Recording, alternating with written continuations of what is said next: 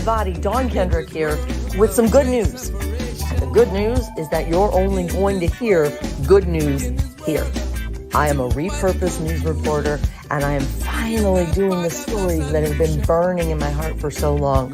They're stories that uplift, encourage, and inspire, and they are real, and they're raw, and they're vulnerable. They're the good stuff stories, and we see it over and over again that through it all, through the middle of our biggest challenges, together we can, together we will. Let's go see the good and be the good. On your mark, get set. Let's go.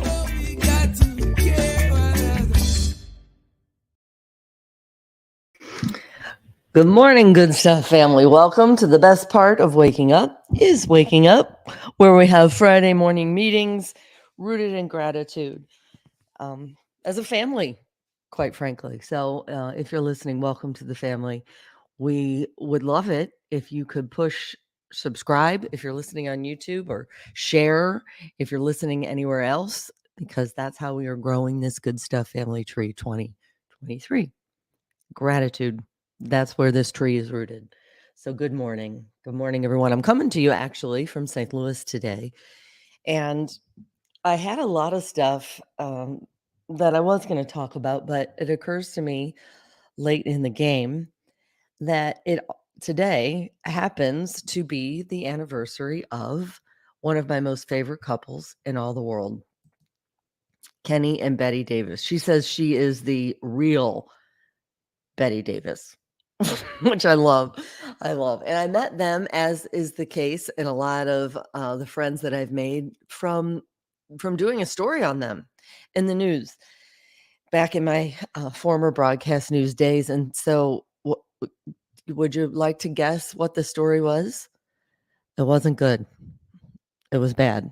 It was one of those that make you shake your head and say, oh, what is going on with the world today? And because I asked the same question when I was covering it.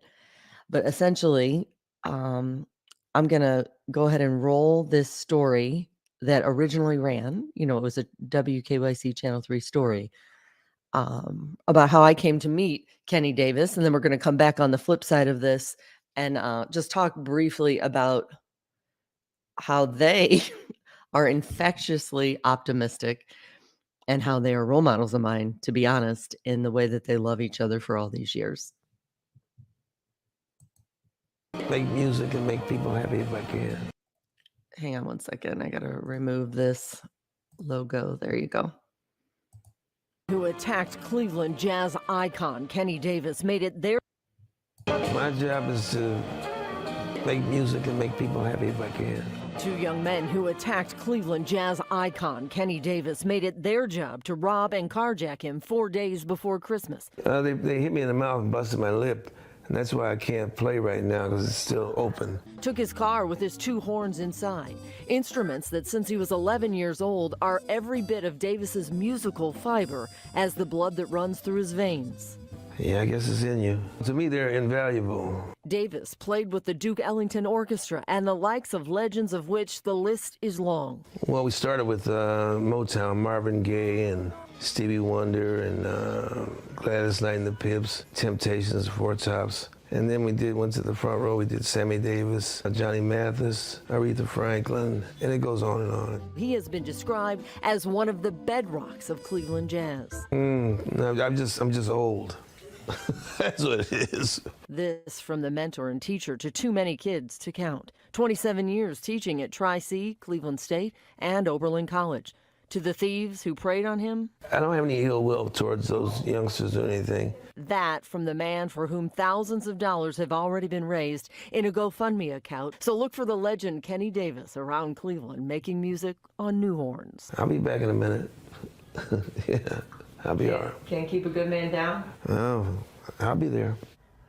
Some interviews you never want to leave, and you see instantly why he is so beloved. This great, humble, talented hornblower who wife Betty points out doesn't like to toot his own horn.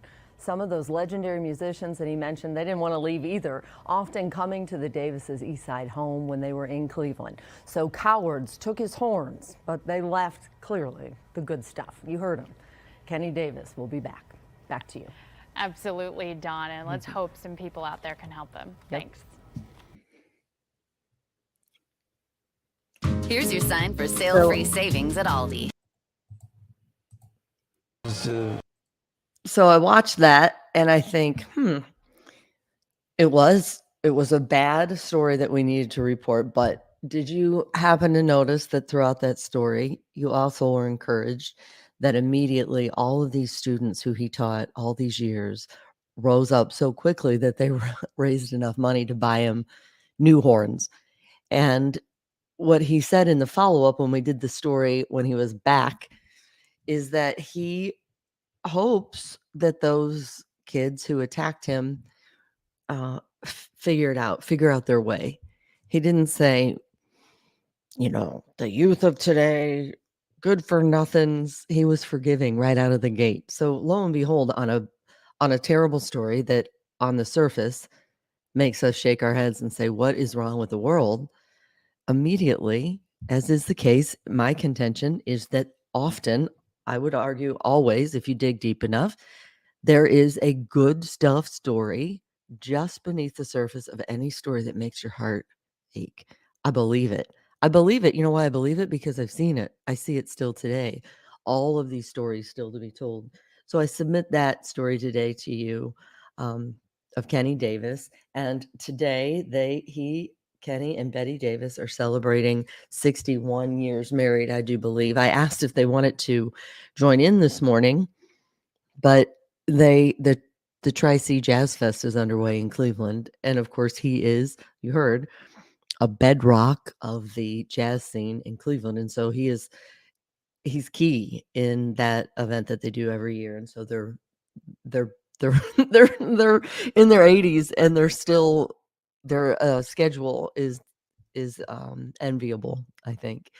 So happy anniversary to you two. And again, here we are, all these years removed from broadcast news, and we're still friends. It was just at Kenny's birthday party a few years ago, and it was crazy to see all the people who came up out of Cleveland and beyond to celebrate. And that's it, isn't it? That's what we say. Today's a gift, tomorrow not guaranteed. So that's what I submit to y'all today. Whether you're celebrating a birthday or an anniversary, today is a gift. And what are we going to do with it? What are we going to do with it? We're going to rise up and we're going to be the very best that we can be. I hope that you have a great weekend ahead, a great week to follow. And that, you know what? Remember, together we can, together we will. So how are we going to see the good and be the good for others? On your market set, let's go.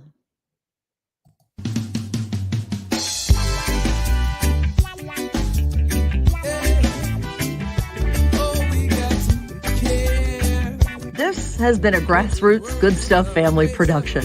Big love and gratitude to our friend Carlos Jones, who is the talented voice and creator behind this music that sets the tone for these good stuff stories. Huge gratitude and love as well for our social media director. She is Danielle Folk and is consistently going above and beyond. Follow her at Farmhouse Storyteller. And to the producer, My Travi, the glue that holds together the moving parts of this God-inspired endeavor.